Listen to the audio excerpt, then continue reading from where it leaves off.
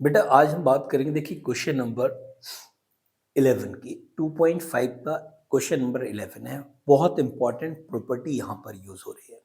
Confuse नहीं होना है, इजीली हम इसको सॉल्व करेंगे। प्रॉपर्टी क्या है वो भी हम लिखने की कोशिश कर रहे हैं और उसके बाद हम इसको सॉल्व करेंगे।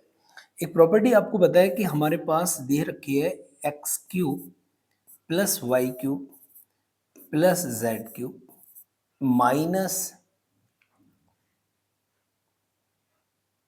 3xyz इक्वल होता है x plus y plus z और इक्वल होता है x square plus y square plus z square minus x y minus y z minus z x. इस प्रॉपर्टी को ध्यान से समझो। जब भी आपको पास ये वैल्यू दी हो, इसका मतलब आपको ये ओपन करना है। तो हमारे पास क्या दे रखा है, देखो दिस वन। तो इसको हमें ओपन करना है, एक्सपेंडेड फॉर्म में लिखना है। तो हमारे पास क्या देखिएगा, 27x³ को हम लिख सकते हैं 3x का होल क्यूब, y को हम y क्यूब लिख सकते हैं, z³ का z क्यूब ही रहेगा।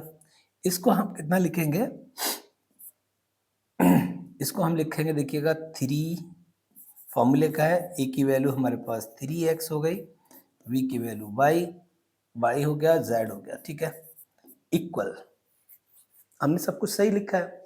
इसके बाद हमने x plus y plus z, तो x की वैल्यू क्या है, x की वैल्यू है 3x, y की वैल्यू है y है, z की वैल्यू z है, ठीक है।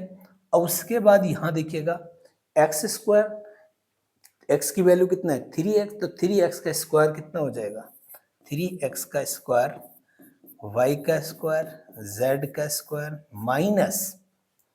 माइनस एक्स वाई, एक्स की value again 3x into y, तो ये हो जाएगा 3x into y minus y into z minus z into 3x, ठीक है।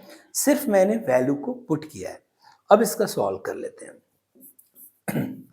तो जब इसको हम सॉल्व करेंगे तो हमारे पास क्या आएगा, देखिएगा ये तो ऐसे ही आएगा 3x plus y plus z, और यहां पर क्या आएगा 9x square y square z square minus 3xy minus y z minus 3zx।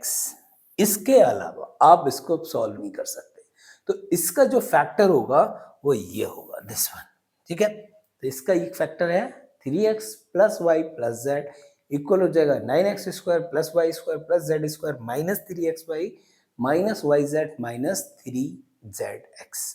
Okay, तो ये प्रॉपर्टी ऑलवेज आप याद रखेंगे, बहुत इंपॉर्टेंट है। X cube plus y cube plus z cube minus 3xy equal होता है x plus y plus z, एक और ब्रैकेट में क्या आएगा x square plus y square plus z square minus x y minus y z minus z x.